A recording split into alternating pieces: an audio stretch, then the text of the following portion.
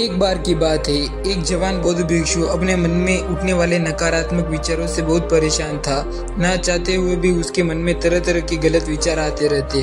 उसका स्वभाव भी काफी चिड़चिड़ा हो गया था। ये बात बात पर गुस्सा हो जाता, दूसरों के प्रति जलन और नफरत की भावना रखता, लोगों की बुराई करता और अपने मन में तरह तरह की नकारात्मक कल्पनाएं करता। वो अपनी इन सभी बुरी आदतों से परेशान हो चुका था।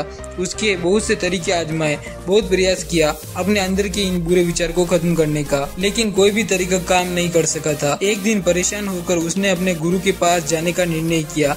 गुरु एक बहुत ही बुद्धिमान और आत्मज्ञानी व्यक्ति थे। जवान भिक्षु ने गुरु से पूछा, गुरुदेव, मैं अपने मन में इन नकारात्मक विचार को कैसे खत्म कर सकता हूँ?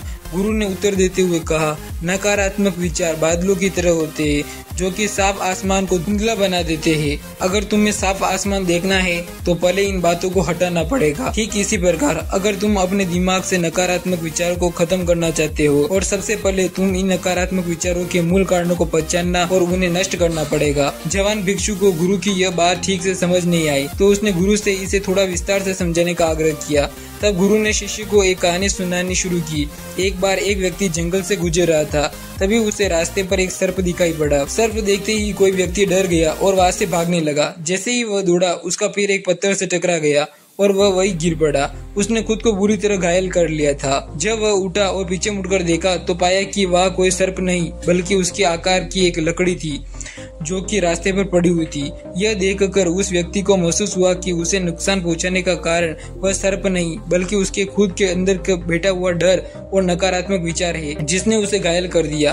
कहानी खत्म करते हुए गुरु ने उस जवान भिक्षु से कहा, मन के नकारात्मक विचार इस कहानी के सर्प की भांति है, जो कि तुम्हारी परेशानी का मूल कारण नहीं है बल्कि तुम्हारी समस्या का मूल कारण यही है। तुम्हारे अंदर बैठा डर इन भावना और अतीत के बुरे अनुभव है, जो कि नकारात्मक विचार, गुस्सा और इसके रूप में बाहर आते हैं। इसलिए अगर तुम्हें अपने मन में नकारात्मक विचार को खत्म करना है तो इसके मूल कारणों को पहचान कर उसे नष्ट करना पड़ेगा।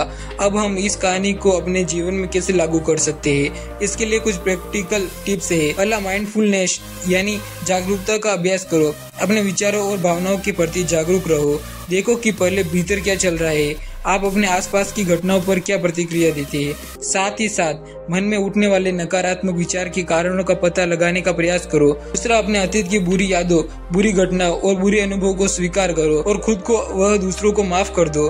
तीसरा, आभारी रहो। अपने जीवन के सकारात्मक पक्ष पर अपना ध्यान केंद्रित करो और अपने आसपास के कुछ भी हो रहा है और ब्रह्मांड का आभार व्यक्त करो। आभार व्यक्त करना हमारे नजरिए को सकारात्मक बनाता है और हमारे अंदर से नकारात्मक भावनाओं को खत्म करता है। चौथा, दयालु बनो, खुद के प्रति भी और दूसरों के प्रति भी, क्योंकि नकारात्मक विचार अक्सर अंदर ही अंदर खुद को बुराई और तुलना करने से पैदा होते हैं। अपने अंदर दया भावना रखकर हम ज्यादा सकारात्मक और संतुष्ट जीवन भी जी सकते हैं। संक्षिप्त में यह कहानी हमें सिखाती है कि नकारात्मक विचार हमारी परेशानी का मूल कारण नहीं है।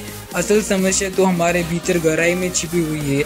इन विचारों के मूल कारणों को पहचानकर हम इन विचारों को अपने दिमाग से निकालना शुरू कर सकते हैं और एक ज्यादा खुशहाल व शांति भरा जीवन जी सकते हैं। याद रहे, इस कहानी के सर्प की भांति हमारे ज्यादातर नकारात्मक विचार भी सिर्फ भ्रम मात्र है, जिन्हें हम अपने मन में पैदा करते रहते हैं।